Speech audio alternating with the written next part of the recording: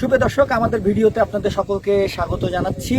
Stamford ইউনিভার্সিটির শিক্ষার্থীরা এই মুহূর্তে বানভাসীদের পাশে লক্ষ্মীপুর সদর উপজেলার তেয়ারিগঞ্জ ইউনিয়নের চরমনসা গ্রামে আমরা এই মুহূর্তে অবস্থান করছি এবং এই অঞ্চলটা আসলে চর অঞ্চল এবং এই অঞ্চলের প্রায় 200 পরিবার এই গ্রামে বসবাস করে এবং সেই গ্রামেই আমরা একেবারে তেয়ারিগঞ্জ ইউনিয়ন থেকে 15 কিলোমিটার ভেতরে আমরা এসেছি এবং এখানে আমরা আমাদের যে ট্রাকে করে এসেছিলাম মালপত্র নিয়ে, খাবার, কাপড় এবং ওষুধপত্র নিয়ে, সেখানে ট্রাকটা আসলে 15 কিলোমিটার দূরে বাজারে রেখে এসেছি। এখানে ট্রাক্টরে করে আসতে বাধ্য হয়েছি এবং আমরা যদি এখানকার একটু পরিবেশটা দেখানোর চেষ্টা করি, আশপাশ কিন্তু একেবারে পরিপূর্ণ পানিতে পরিপূর্ণ।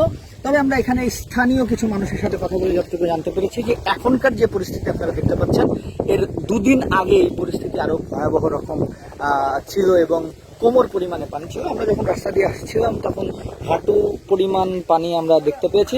তবে এই গ্রামের মানুষ তারা অর্থনৈতিকভাবে দারুণ ক্ষতিগ্রস্ত হয়েছে এবং তাদের অনেক আবাদি ফসল ছিল যেগুলো নষ্ট হয়ে গিয়েছে এবং এখানকার আসলে 8 নং এই ওয়ার্ড এবং এই ওয়ার্ডের ইউপি সদস্যের সাথে কথা বলেছি। তিনি যতটুকু বলেছেন যে আমরা আমাদের ইউনিয়ন পরিষদ থেকে চেষ্টা করেছি, কিন্তু সেটা দিয়ে আসলে এই ওয়ার্ডকে কাভার করা সম্ভব নয়।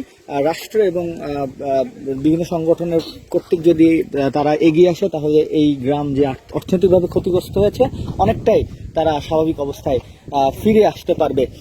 আমরা আমাদের কার্যক্রম চলবে রাত 8টা, 9টা, 10টা পর্যন্ত।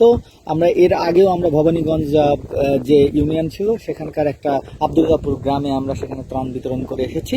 আমাদের কার্যক্রম চলবে প্রতিনিয়ত, আসলে আমরা আপডেট জানানোর চেষ্টা করবো। আমাদের সাথে থাকুন, ধন্যবাদ।